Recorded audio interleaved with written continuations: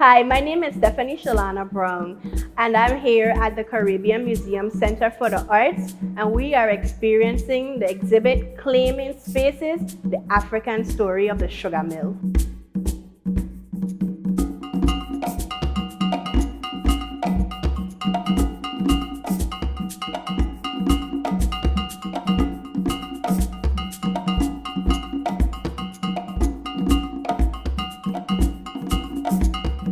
A lot of times we talk about our culture as Virgin Islanders, formerly the Danish West Indies, in a fashion that talks about the enculturation of who we are with both European and African culture. But in the hierarchy of things, sometimes African culture is on the latter end. And through this experience, I've learned how that is so erroneous, that in actuality, Africans played a very large role in the society that we live right now, the culture, the language, and the overall wealth through the structures we have today. And some of our landmarks have been erased, not erased physically, but erased from our minds and consciousness as Caribbean people, because we still endure colonial trauma.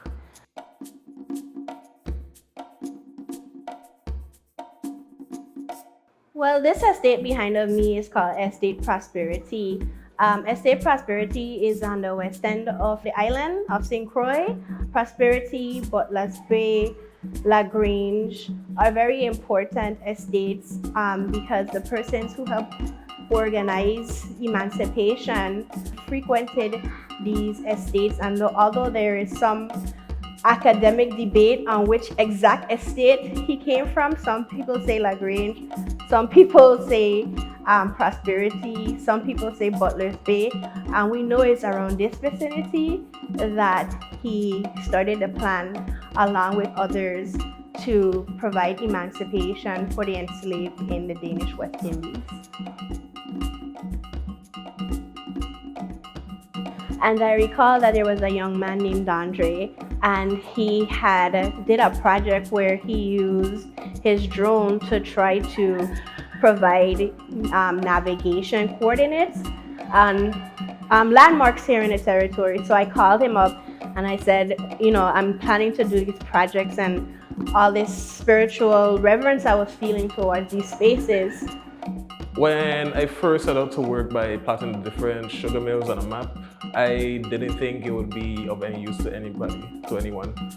I first started off by mapping a sugar mill up the hill from Five Corners, and I did that just so I could keep reference of it because I like seeing sugar mills around the place.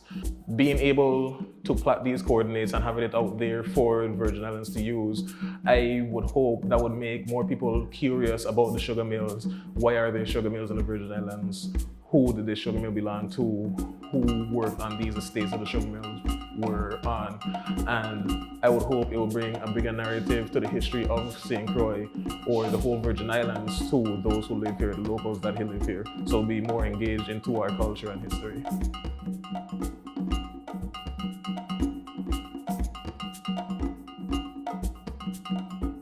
Through this project, I hope that the work evokes for other people to take on the responsibility of telling our African legacies.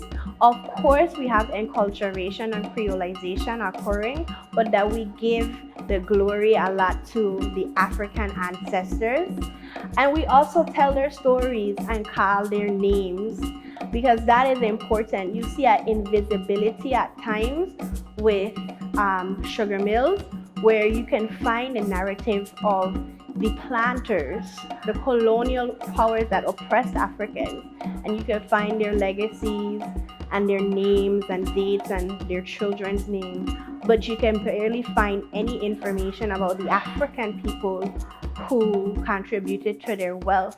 And I would like that narrative to be changed. I don't have the power to change it by myself, and there's been multiple people here in the territory who has been doing work long before I have, and I just hope that through my work I help to make a change and embrace other people in finding their legacy as well.